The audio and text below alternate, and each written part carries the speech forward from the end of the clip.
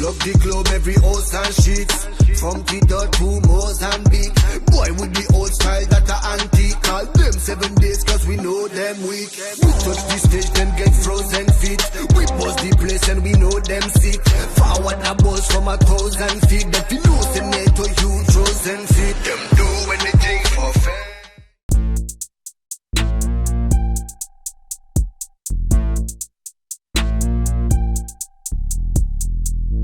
Welcome to the Big Boy Fight Club. I'm your Balkan boy. I'm Tyson the Beast. And our guest today is Clinch Aaron of Clinch Culture. Thank you for having me, guys. Appreciate you. As usual, our restaurant shout outs. I'm going to have to give the same shout out Tyson did. Thai Learn. I just grabbed the food from there and they really hooked it up. It was proper. They got like Vietnamese spring rolls, the chicken pad thai, mango salad was fire, tom yum soup. And it's 10% off if you pay cash. They just opened up. The lady was super nice. So, mad shout out to Thai Learn. It's Thai Learn 2. Oh, I didn't know that. Okay, so that's why we need to do the second one. I didn't get that in last week. Mine is a spot, another Etobicoke spot, Egglicious, right here on Kipling. Breakfast spot I used to go to all the time. Had it a couple nights ago. Just a good spot. Open super late. They got steak and eggs, everything you can think of breakfast wise. Right there in Kipling and Etobicoke, best food in the city, as I always say. Repeat it again. What's it called? Egglicious. Egglicious. Okay. What's your spot? I'd like to shout out 7 Spice Chef. My boy just started his own business, creating these little pockets. They look like samosas, but then they got jerk chicken in them. Yeah. Ackee and saltfish. Yeah. He sells through Instagram or how Instagram and in a couple of the Jamaican spots around the city, you'll find 7 Spice. So shout out to my guys. And we also got to give a shout out to our sponsors. Number one, as always, Top Mutt Studio. Top Mutt. The best producer. The Top Mutt. And go check out her podcast. She just did an episode with Neil Young's sister. If you want to get into some controversy, go check out that podcast. Clinch Culture, as always. Kimura Wear, Mo Mind, Just for Kicks, Major Pack, Gas Tank, Bless Edibles, Bearded Bites. All the gyms that support Battle us. Arts, 10th Planet. Magna Top Team, Toronto Top Team. Delgado Boxing. Who else will we miss? I forgot. If there's a sponsor we missed, don't worry, we'll get you in next week. We'll get you. But yeah, we were super excited to have Aaron on. He's been a guy who's supported us from the jump. He was really close with our other guy, Matt, as you know. And so we want to get on here and kind of talk about what you've been doing with the mobile gym, the brand. And I think, with what's going on, you're showing an example of people have to kind of pivot, especially if you have this type of talent that you have. A lot of people are coaches, but you've kind of been able to pivot in a certain way. Kind of talk about what that's been like these last couple of years. Absolutely. The brand's made a pivot and the community's been behind us through the whole thing. It's always scary when you pivot because you never know. People might think they were going in another direction or they're selling out or whatever. Yeah. But thank you to the whole community who's been behind us. Honestly, it's like we don't feel secure opening a brick and mortar gym in this day and age. Like just with the way, things been getting locked down constantly. So our business started in 2019 and we've been training people from their homes. If you have space in your crib to train, I can hold pads for you, that's enough. Or people have been coming to our house during the pandemic and that's how we've been able to keep the business going. Yeah, that's awesome. So talk about what it's been like with the brand, because we were talking earlier about you guys possibly now getting into the NFTs. So is that kind of the same thing where now you're realizing this is just a whole new thing with the last couple of years? And I remember you were kind of talking about some of the things you guys plan on doing. Kind of talk about the NFT space you're trying to get into. Absolutely. All the successful people that I know have multiple streams of income, not just one stream of income, no matter how big or small it is. So when something new comes up, like NFTs, and my friends are like, oh, I bought 3 NFTs today and it only cost me this much. I get off the phone and I'm like, okay, how can I make NFTs? Yeah. That's just how my brain works. So we have a lot of artwork, a lot of shirt designs that we've done throughout the years. And we're going to turn each of our images into NFTs that you could purchase. But it's going to come along with a bit of our course that I'm creating. So we're creating a course specializing in the clinch and all the secrets. A lot of the stuff that is not talked about in the Muay Thai community. Even when you go to tournaments currently and you look at the clinching, I feel like it's still very Primitive? Man, primitive, yeah. Yeah. I think you go to a lot of amateur Muay Thai fights, and it's decent punch kicks, and then a colliding of guys into the clinch, and then it's just like little tap knees, and like nothing's happening. Guys get stuck. Yeah. Guys get stuck, Yeah. yeah. They get stuck in the 50-50 and the half a lot. So I just want to shed light to a lot of new ideas that the next generation could start thinking about. But really, they're just old ideas from the past that I've learned from the Thais. I've been training with Master Peter. Is that why you started clinch culture? Absolutely. So when my wife and I were fighting, we actually popularized the clinch during our era because everyone knows Ajahn Suchard started Muay Thai, and he's from the north. He's from Chiang Mai.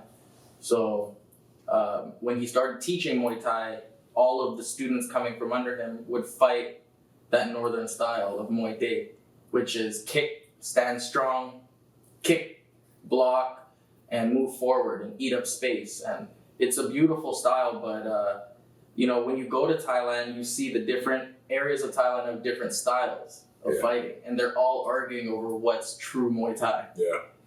Right? That's not Muay Thai. This is Muay Thai. You should stand and bang. Yeah. Or no, you gotta dance and move around like Sanchai. Retire at 26. So there are different philosophies of Muay Thai. If you look at how Sanchai fights. How old is Sanchai?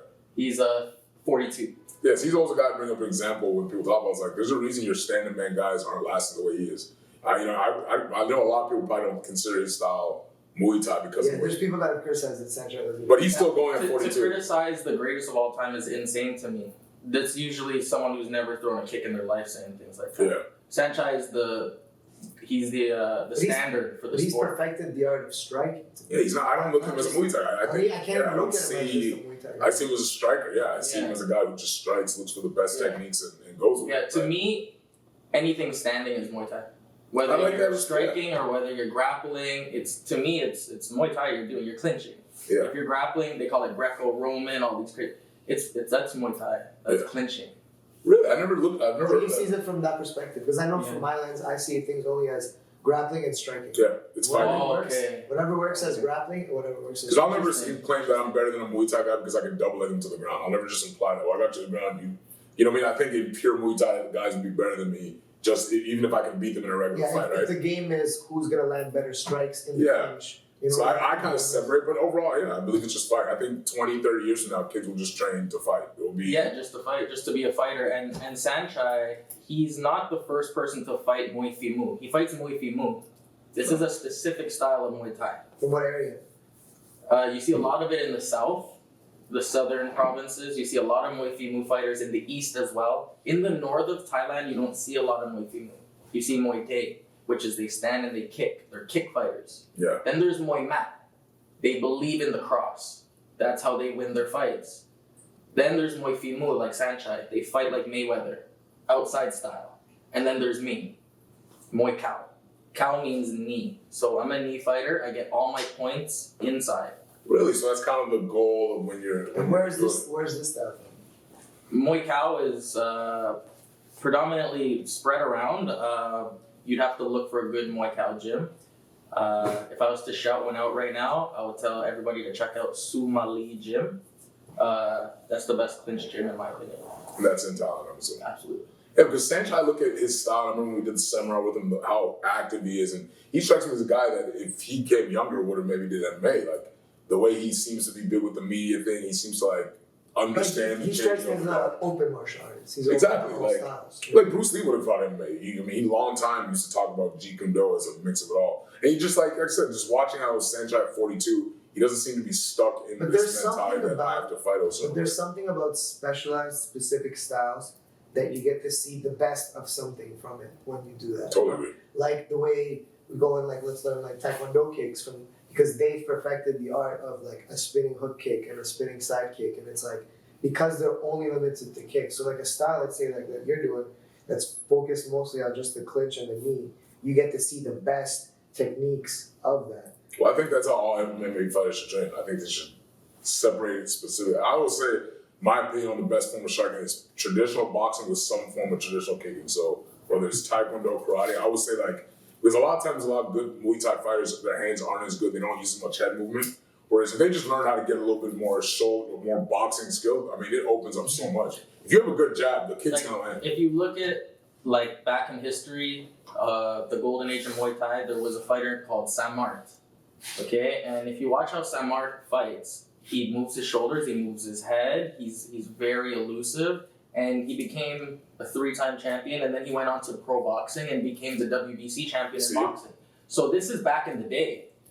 This is how Muay Thai should be. I agree. But I feel like people see it in the movies and in cartoons and think that you're supposed to stand there and get Cartoons. That's true. hit. You know, you stand there, you get hit, and you hit back. You and think it's that has who's something to do with the gambling of Muay Thai? And like how that affects the game? Like people want to see that stand and trade, or they want to see you go past the first round and feel it out. Like, Well, there's not a I'll lot of money explain, for I'll just being a explain winner. from my experience. So yeah. when you're amateur, everything is hungry, just like in amateur football and amateur basketball. But once you go pro, there's money involved. And there's big money involved. So the first 2 rounds in Thailand are not judged. You don't do anything in the first 2 rounds. If Tyson knocks a guy out in the first round in Thailand, it's going to be very tough to do business with Tyson. That's crazy. So the first 2 rounds, you don't do much, okay? You play very sabay, very calm, okay? Round 3, you have to win. You get it cracking. Round 4, you have to win. And it's unanimous in the whole stadium, the crowd, the judges, everyone knows. After that, who's won the fight. Round 5, when you go watch a Thai fight, they don't fight. Go watch a Thai fight. I've never noticed. If there's no flash knockout, which rarely happens, like Sanchai has 350 fights and he has 40 knockouts. Like there's not a lot of knockouts, it's a grind. Because they believe if I beat you in round 3 and 4, I've won the fight. There's a lot of touch gloves. Yeah. And I'm dancing around because I got a fight on Friday. Yeah, that makes sense though, because Sanchai, remember he came And you got a fight on Friday. Yeah, he had a So it's broken a hand respect thing. and was So I fighting only very try next to week. I only try to win the middle rounds. Yes. And here it's different. It's if he's tired at the end and you have him beat, finish him. It's a different mentality here. But it should be more like that. It's That's what I want to see. well, that's probably from our conditioning and how we've been brought up to watch fights. If you were raised in a Thai village watching only this art, and uncles are fighting, grandmas are fighting at the festivals, it's just a lifestyle. It's just a way of life to them. Well, it's funny what you're saying is, I remember as an amateur, like it was much more normal to fight. Well, at least where I was from, is much more normal to fight maybe once a month. And the idea is you wanted to get them out of there as fast as possible because of that very reason. So it's interesting that you're saying that you actually, I'm fighting next week, but even if I can knock you out, I'm gonna stretch it out. Chill. Yeah, it seems like that'd be, if I can just knock you out first round and get it out of the way, you think that'd be the smartest way to. Yeah, because if I got to fight next Friday, I'm trying to get you out of there. Like, And I'm now, just gonna get you. now you're gonna go watch Thais fight in Thailand, and you're gonna notice that sometimes in these videos on YouTube, they don't even show the first 2 rounds. They'll edit them. Never even Yeah. pick that up. Yeah. I've never They'll noticed that. skip them, or they'll say round 1 and 2 combined. They'll show highlights, and then they'll start the fight from round 3 where it starts to get serious. So you're saying if Because you're a it's guy very who's slow. if It's you're a guy very who's slow. knocking people in the first round, that It's bad for business. wow. that's like foreigners. How can I bet against you if you're knocking everyone out like Mike Tyson? Mike Tyson wouldn't last in the Thai business, in a Thai style. So do you think that's why? Because I remember talking to this one guy who talked about this is a guy I used to train in Kansas City, Brian Carroll, and he basically talked about like the reason we're losing so many fighters to, let's say, the MMA and all these things was this kind of thing where young athletes, especially now with MMA out there, the idea of not knocking a guy out. Like, you'd rather be Tyson than the guy. Like, I heard, was it you was telling the story about Buka, how they basically found out he was living at the gym, was broke. Like, who really wants their life to be that? I mean, Mike Tyson's gone through a lot, but I'm sure you know. Floyd Mayweather, yeah, it's like, Yeah, so we can go deep. yeah, he literally brought up how that's why we're losing can so go- many fighters to Yeah. these other sports, because We can go deep, but nobody wants to we're be not 40 in and broke Thailand. and So, be a legend. like Yeah. you're saying, like it's different here. Of course, yeah. Here it's a recreational activity. Yeah. It's different here. Here, it's very important to have a good record, and it's very important to like be undefeated or whatever. In Thailand, it's not. They don't even ask you what your record is. That's When you get set with a pad holder in Thailand, the first question is how many fights do you have? Yeah. No, How many fights do you have? in total 16. 60? 16. 16? How many fights do you have? 12. 12. I have 15. So do you understand how it works? They Yeah. don't care about black belt, blue belt, none of that. It's how many fights do you have? Well, that's why I love MMA, because your belt means nothing until you get in that cage. Like, all that, like, MMA's exposed so many people's styles, belts. Like, that's why I love Khabib, right? Like, whatever your belt is, it does not matter. And I hate to expose anyone who's making money off it, but like, even in Muay Thai, when you make up these Prajad systems or short levels, like on blue shorts, yellow shorts, yeah, I've gone to Thailand.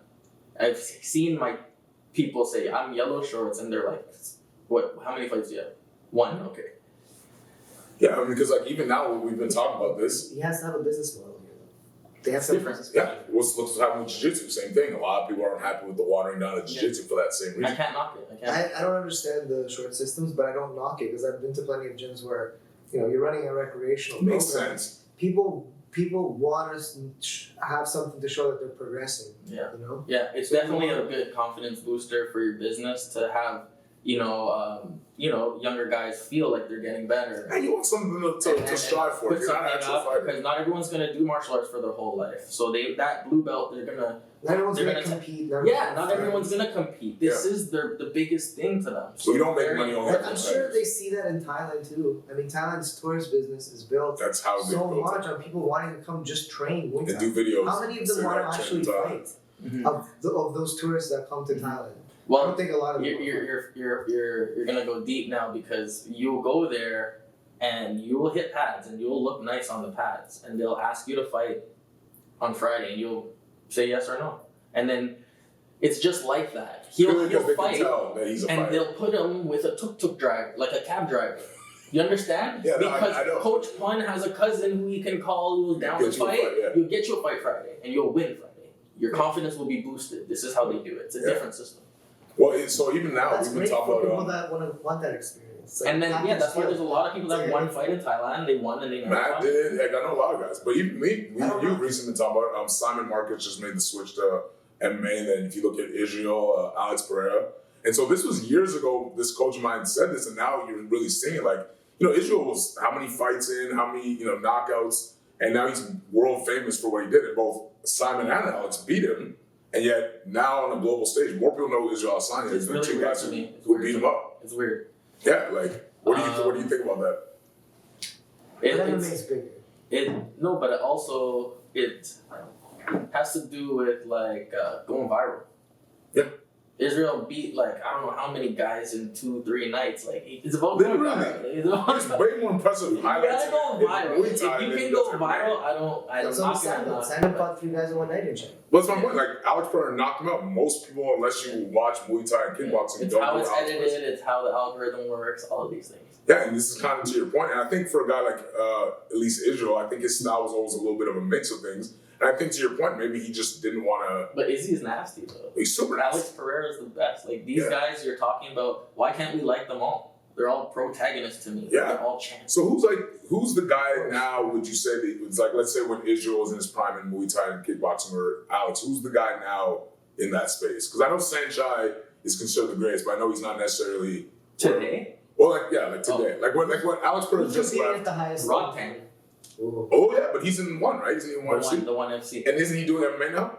He's fought MMA, right? He's fought MMA. A hybrid fight against Demetrius Johnson. Oh, okay. So half for half. So to your point, I never knew who he was.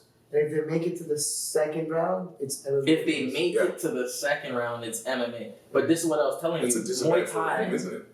Muay Thai is slow in the beginning. Oh, that's a disadvantage. It really favors the knee. But from what I say, I'm sure he's gonna change his style to come out firing.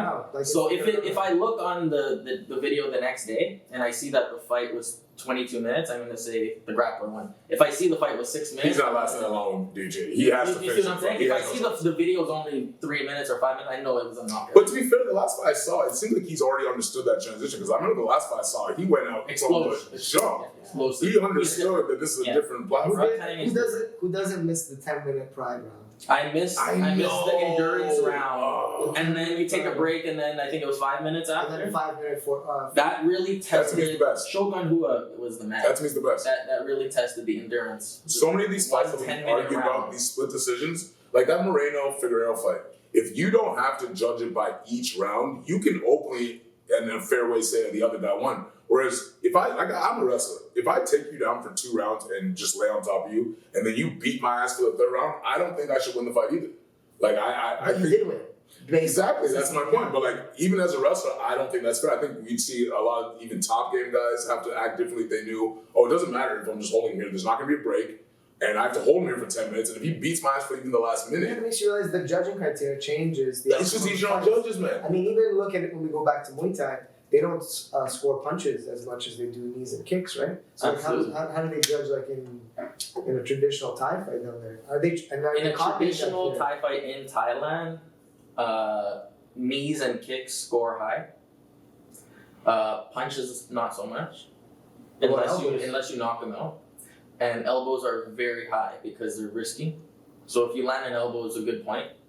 But at the end of the day, like if it's a kick fighter versus a knee fighter, you're gonna hear two different sounds in the crowd, and it's the most beautiful roar. Okay, the red corner, he scores by kicking the body. For instance. Every time he lands a kick, you're gonna hear "Oi!" And the blue corner, he's a clincher, so he's trying to get past the kick and get in and knee. And when he gets in, you're gonna hear "ee, ee, ee." The judges are listening to the rhythm of the crowd and who's going more. And as the rounds go on, the music gets faster. It's such an intense thing, man.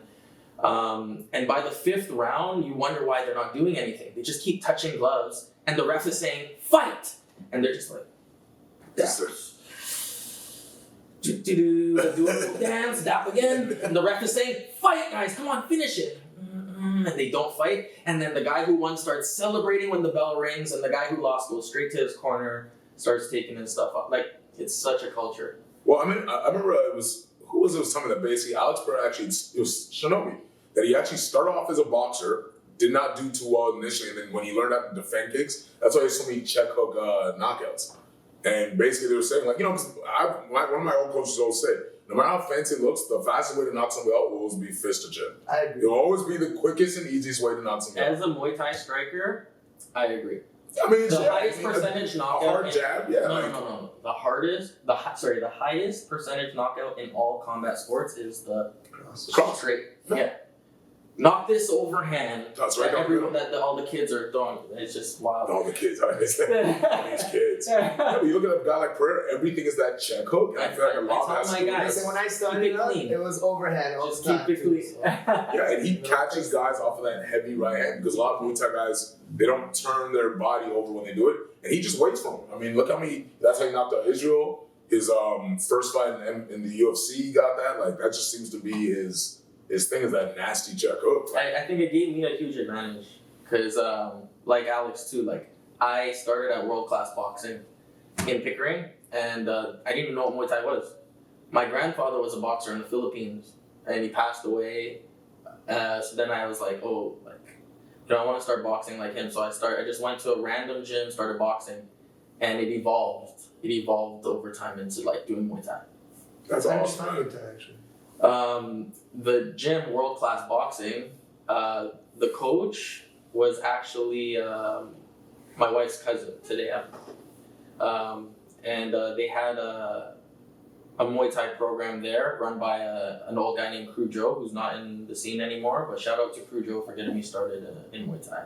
That is awesome, man. So before we wrap up, like, this is your chance to kind of promo. Where can people find the Clinch Culture gear? Guys, they have some amazing everything from boxing shoes, shorts. I'm sure you've seen us rock them, gloves. What kind of events do you have coming up? You know, anything with the NFTs. Like, this is just kind of your opportunity to tell everybody what you guys are going to be doing. And social media, all that. Mobile gym. I think that's amazing what you're doing. Yeah, give everybody where they can contact you guys and where we can, find Clinch Culture.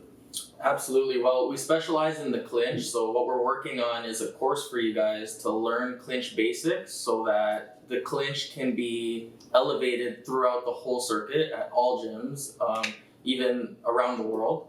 We're going to have a video that you could purchase on our website, clinchculture.com, and we're going to also chop up pieces of it and attach pieces of the videos to our artwork and sell that as NFTs. We also have a clothing line to support all of our coaches that are going around and teaching throughout the city. If you're interested in learning Muay Thai, hopefully we have a coach around you that we could send to you and get you started on some personal pad work. That's awesome, man. Well, guys, like I said, man, this guy is, a really well-known legend in this area, doing amazing things, showing a lot of former fighters, current coaches, how you can make your talent into a business, because that's, I think, what all of us try to do when we're done fighting. So definitely check them out. Awesome people, awesome culture. And like I said, we're just happy to have you, man. I'm Tyson the Beast. I'm your Vulcan boy. So I got Clinch and Real Thick Boy.